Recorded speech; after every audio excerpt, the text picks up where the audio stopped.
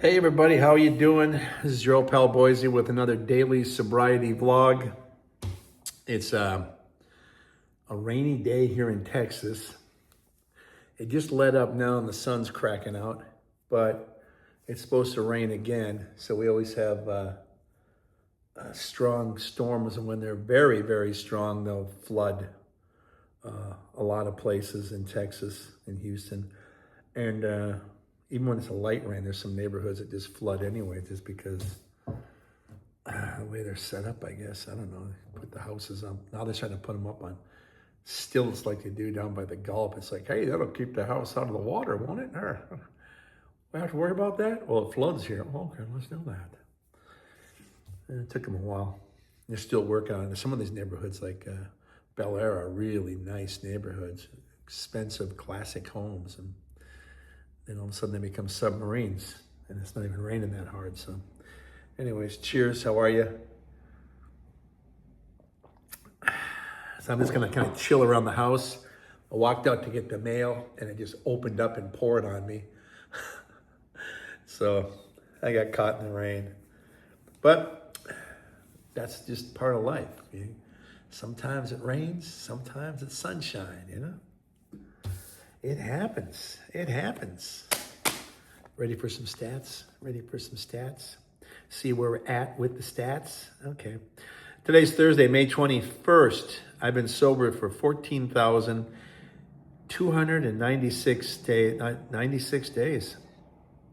39 years, 1 month, 18 days, 469 months, and 18 days, and counting.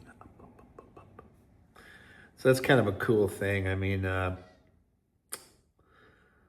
just to keep track of this, we every day it's a new number. But I mean, and I'll look again because I'll forget the number before I finish this thing, and then tomorrow will be another day and another number. So it's just kind of not so much keeping track. I have to write it down, but keeping plugged in with my current status. Cheers. I think it just keeps me active with myself, because there's long periods of time where I didn't take it for granted, but I just didn't think about it. And then someone would say, hey, how long have you been sober? 27 years, 39 years, 21 years, just keeping track of the years, And, someone said, what, like even? No, I have to think now, what month, count on my fingers. And yeah, sober for 21 days and 9 months, getting close to 22. Oh, getting close to it, huh? Yeah. And then after that, here till 23 will be coming along. After a while, without sounding, flippant to people, it's, it just became a lifestyle. And it becomes something that I would expect me to do. And after a while, more and more people would expect me to be sober too, as opposed to when there was a time where less and less people would even think it was possible. When I first started, I even doubted myself. And I was probably the first person to believe in myself. And I think you have to be the first person to believe in yourself. Then it's nice to get encouragement from the people that you're in treatment with. And then it's nice to get encouragement from friends and family. But it's real scattered. It's not like there's a lot. When you first start off, there's more doubters than anything. And it's not that they're not wishing you well. It's like your track record have proven that you're not a good horse to bet on, unless you're betting on failure and complete disaster. Then it's like, yeah, he's the man for us. That's even money right there. Put money on that one. So, as you get sober and continue your journey and more people support you, I think the easier it becomes. And then it becomes this narrative of you. I guess the best I can compare it to is like, say, you're not a religious person, and suddenly something happens where you throw yourself into religion, and you pick a church and you stick with it, and you work your way into the church, into the community, and work your way up, and you've been in there for years where people actually know your name. I think being sober is a lot like that, and the community and the church is your family and your friends and your coworkers and people that know you, and then more people know you because of being sober. It's like a lot like being known in the church. If you're a deacon, or you just you're always helping, clean up the church afterwards, or you're volunteer for things. You become known, and it becomes your identity. And then people look at you like you've always been there with the church, when in fact you hadn't been. And if some people hear what you'd done prior to that, they might have been shocked. What actually got you to be a very religious man might have been that you got into a car crash and killed someone. You might have had a strange divorce, or you were in jail for beating your family or something, or maybe you just lost too many people in your life and you just didn't have a purpose. You didn't feel like you had a purpose, and now you do with your religion. And everyone has to have a purpose or a direction or an idea of where they're going. You don't have to follow it all the way and to the letter, but you want to have something that moves you forward. And we got the big book, and we've got Alcoholics Anonymous books, and we got this one someone gave me, Happiness One Day at a Time, where you just, on every day has something. It's actually got a date, and it just says, like, one here is for August 12th, asking for forgiveness. Goes in a little detail about it. But you have to ask for forgiveness, whether it's the people that you've harmed and hurt, or maybe you're asking for forgiveness from your God because you want to cleanse your soul and you really want to throw yourself into this new life. But it's a thing where you might not even be thinking about it, and all of a sudden that's the thought for the day, and it's a little more detail, and gives you an opportunity to look, and you have a theme, and it helps you stay focused on where you're going. Gives you a theme for the day, an idea, and a thought for the day. They'll give you prayers for the day, meditations for the day. It gives you something just to reflect on that special day where you just thought, man, it's just, today's just May 21st. What's the big deal? No, there's every day in these books, they have something for you. And they take great detailed, painfully detailed suggestions that, go a lot deeper than, just ask for forgiveness. There are going to be some reasons why you might, and ask you to look at why you would ask for forgiveness. And that's what humbles you to your situation you're in. It humbles you to where you are and where you're going. Yes, it gives you a theme, but it's nice to have a direction. It's nice to have some inner thought as you're making your journey forward. Things aren't always good. Things aren't always great. I mean, just this week alone, I had 2 people that were fairly close to me I had to cut out of my life.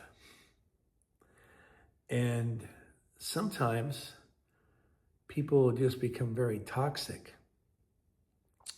And you don't know what you can even do with them anymore. And they basically drain you, and they're not bringing anything to the working relationship, so you have to just stop. And one was I was just volunteering to help, and I got so deep into it that it was just senseless at this point. I'm not here to spoon feed you, I'm here to help you.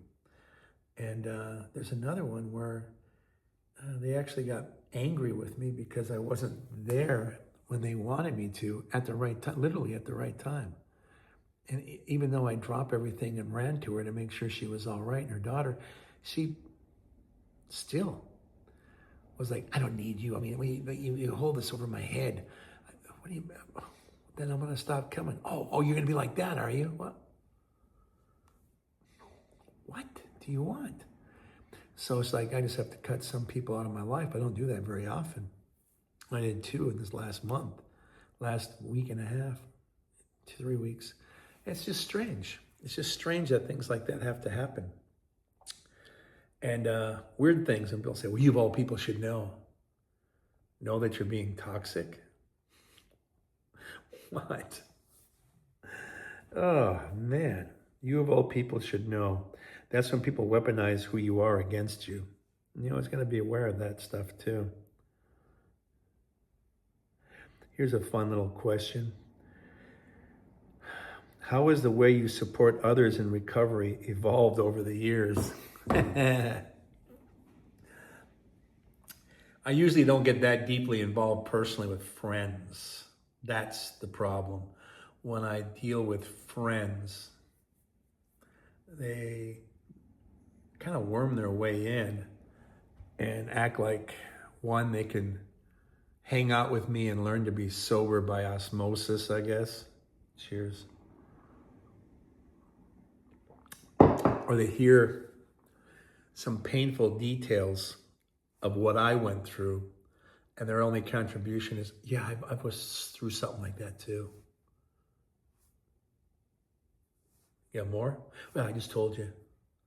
It's not how it works. You have to get deeper into it.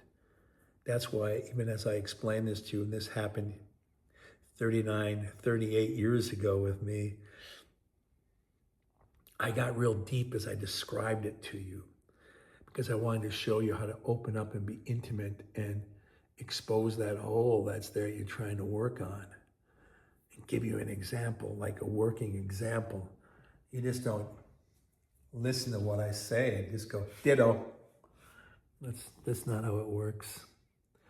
So that's frustrating, because people that I meet through addiction, they don't behave like that. But people that I know personally and then realize their addictive personality is destroying their lives, and then they want to bring me in because they think I'm the logical candidate to help them. When actually, in the end, I'm not, because you use it as a shadow you can hide in. You're not in the sunlight. You're not working on your true self, and that's never going to help your sobriety. It's actually going to hurt it. So someone like me, if you're a good friend of mine, I can end up hurting the situation. It's not what I'm here for. But that's the way it can resolve. Now later on, when they seek regular treatment, counseling, and have maintained a sober existence, and then they want to engage with me again, that's fine. That is excellent. Then I can see the progress of what I had experienced compared to what I'm looking at the current time. That is always welcomed. But to get to that point, I'm going to have to back off, and we're going to have to get someone else in there. And it happens almost every time. So now for personal friends, I won't even bother. I'll just tell them they need to seek treatment and they need counseling. And we can look up where you live and where the closest place is. It's better to have it close. You don't want to drive across town for this stuff. And everything's anonymous, so you can just be free about it. No one's going to report that they saw you at the drug clinic, because everybody else is in there too, either saying their real name or being anonymous. Cheers. Anonymity gives you a certain blanket of protection where you feel that you might be able to open up a little more. Just give a little more this time, and eventually you open up.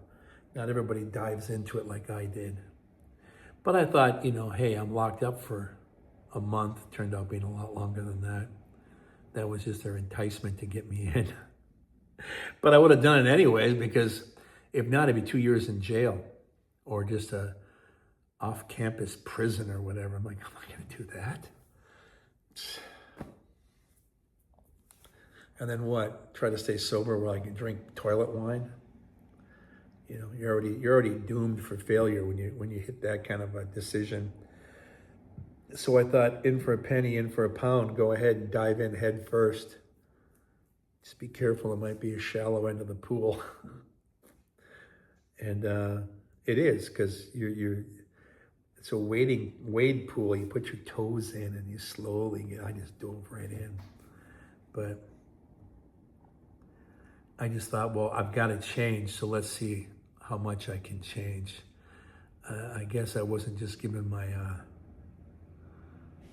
personal structure a new paint job. I was actually knocking the whole thing down and rebuilding. Because I remember my dad said that's what they did to him and everybody else when you went into the Marine Corps and any other army.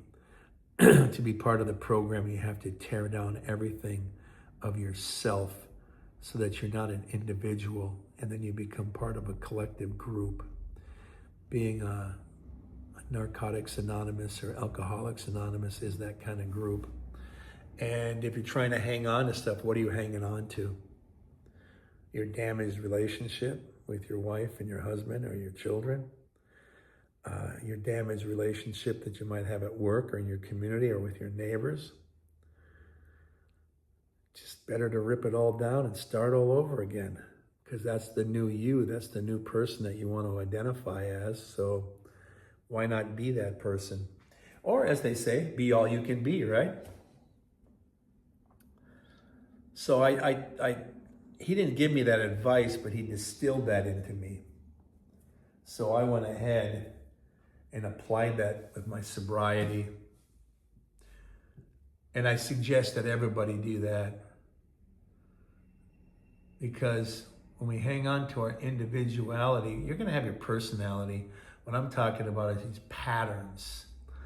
The way you trigger so you go get drunk, or the way you trigger to get drunk and then get high, or the way you trigger to get off work and do some blow, and then you realize, well, I'm going to get up, I can do some blow, it keeps me active. People are going to think I only had a couple of Red Bulls and I'm ready to go again. And pretty soon you're just high all the time. Then you're not thinking right. Then all of a sudden you're paranoid. People are talking. They might just be talking, whispering about the show last night. You're like, they're talking about me. I know they're talking about me. They're always talking about me. I can tell by the way they look at me. And you get that kind of crazy ass paranoid. And yes, it's a pattern. Everybody who did coke and does coke knows exactly what I'm talking about. And you think you're a success because you got money and it's expensive and it's a boutique kind of drug.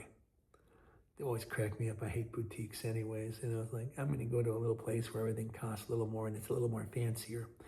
That's cool if you're feathering your nest or finding a new hat or a brooch to put on your blouse. That's different.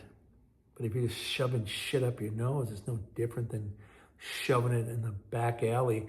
Or as RFK Jr. would say, I'm not even afraid of any type of germs. I used to do cocaine off the back of public toilets. Oh, great. Keep this guy in charge of health. Good God. You know, if you're a drug addict, the best thing you can say to people is don't do it. Here's the reason why. But if I'm a drug addict, I'm not going to tell you about the coronavirus, the pandemic, and all these other. No, you're not qualified. You're silly, and you talk conspiracies. Just talk about not doing drugs. The greatest thing I remember is like heroin. You know, Tommy Bolin, who was Richie Blackmore's replacement in Deep Purple, he did one album with him, Come Taste the Band. It's really a good album. And they were on tour, and he was in Miami, and he had done heroin, and something happened with his arm where it was like paralyzed. It wouldn't move. So obviously he couldn't play guitar that night. And that caused a lot of problems with the band that was going to go on stage. Of course, later on he died. But not from that particular instance, but yeah, drugs will kill you, in case you didn't get the memo. But I remember Eric Clapton, who's arguably one of the greatest guitar players, and he got the coronavirus shot. And he was like, I couldn't move my arm. My arm was it was in bad shape. I know it was the coronavirus shot I took, and I'm never going to take it. And I want everyone not to take it. It's very dangerous. It's coming from a guy who'd shoot up heroin all the time. So much so that when they tried to do an album with him, what they did was, you ever see that album, Ocean Boulevard? I forget the address. It's the actual address of the mansion he lived at while they were recording. And it's the same studio that the Bee Gees made famous recording in down in Miami. Cheers.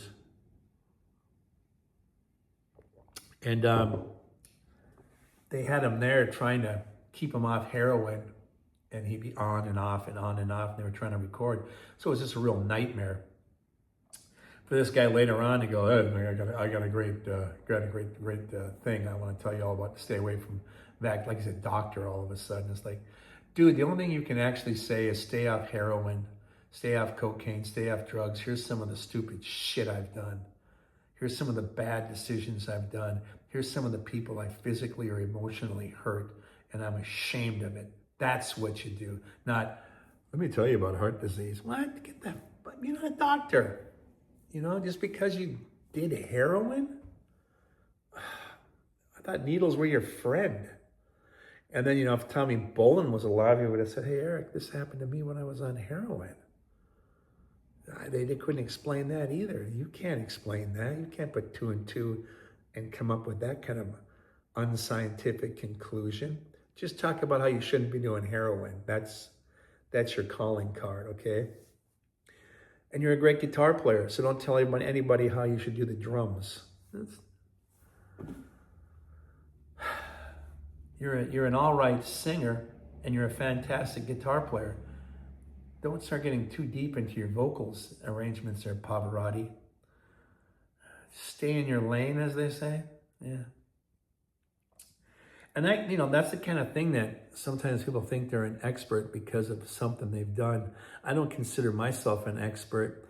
I just consider myself a jackass who got out of the barn, kicked down the fence, rampaged through the countryside until I was finally corralled, put into a veterinarian clinic, and was treated for whatever Lyme disease I had with my drugs and alcohol. And then later on, I came out and went, hey, I think I'm going to be all right, but I'm going to try. And then over the course of the years that have gone by, people are all of a sudden saying, oh my God, you got to be talking to people about this. I do? Yeah, no, I don't know anyone that's been sober that long. Yeah, good point. Yeah, do you? No, not really. I haven't met anyone yet. Now, when I first started, stand up and go, hey, I'm Boise. I've been sober for 3 weeks. Hey, good, thanks, Boise. Good to see you. You know, someone else will stand up. I've been sober for 3 months, 4 months, because they take us on this. Besides our group, you know, we're all sober pretty much at the same time. But they let us out on a Saturday night. They'd take us to this hotel in Duluth on 4th Avenue. I'm sure it's not standing there anymore because it was a kind of a Bowery kind of thing. A lot of homeless and kind of bummy people were living there, and people that were on drugs too. And they would have their meeting right there in the side lobby, big room. And they'd have coffee. This is back in the day where you could actually smoke in a building, so it'd be full of smoke and full of coffee. Just like a bar, but instead of drinks, there's coffee. And conversations and people exposing themselves and their weaknesses to a certain degree. I did notice that people weren't getting real deep into that. I thought that was kind of interesting. I did, which would catch people's attention because I did the same thing when I was in my treatment group in lockup. So I did the same thing elsewhere. And everywhere I went, I did that because I noticed a reaction. So from that, I fed on that and went, oh, okay, this is acknowledgement. This is encouragement. So it dared me to go deeper into the pool. So it's actually kind of beneficial. I mean, more than kind of, very beneficial. And as I'm doing that over the course of the years, talking to people about it, it has evolved just like anything else. It's kind of like asking someone who's been married for 39 years as opposed to someone who's been married for 1 year and ask them what marriage is like. That if that should line up with you and go, oh, okay, that makes sense. Because sometimes you ask for advice for people that have been doing it a little bit longer. And obviously, if there's a college course and there's a professor, that person has done more research and belongs in that position. And that's the reason why they're where they're at. Comes with time. And time just keeps evolving. And we keep evolving with it, hopefully not de-evolving. But thank you for joining me on the daily sobriety vlog. Those of you on Patreon that help us out for the outreach program, thank you. Venmo, Cash App, Buy Me a Coffee, ding, ding, ding, ding, ding, chime. All those little great things that help us. We appreciate it. I thank you for joining me because your time is valuable. And I mean that from the bottom of my heart, top of my soul. Thank you very much. And while you're here and you check out comments, see if you can find someone who's in your sobriety range. You might find a colleague right there. You've been sober for 3 years. They've been sober for 4. Link up a little bit. Share some stories. Ask for some advice. Get together. Come on, people now. Shine on your brother. Everybody gets together. Try to love one another right now. See, those little hippie songs really do work nowadays, don't they? But speaking of that hippie attitude, peace and love, everybody. Peace and love. And there's Ringo right there. Peace and love. Peace and love. I gotta watch it. That doesn't mean peace in England. That does. Okay. Today's Thursday, May 21st. I have been sober for 14,296 days. Thank God they didn't tell me to hold my breath that long. I don't think I would have made it. I've been sober for 39 years, 1 month and 18 days, 469 months total and 18 days. Thank you for coming along. Thank you for joining me on this journey. Thank you for being there with me. Thank you for helping other people in the community. Thank you, thank you, thank you. Like I said, like Ringo says, peace and love. I love the fact that you joined us. Thank you very much.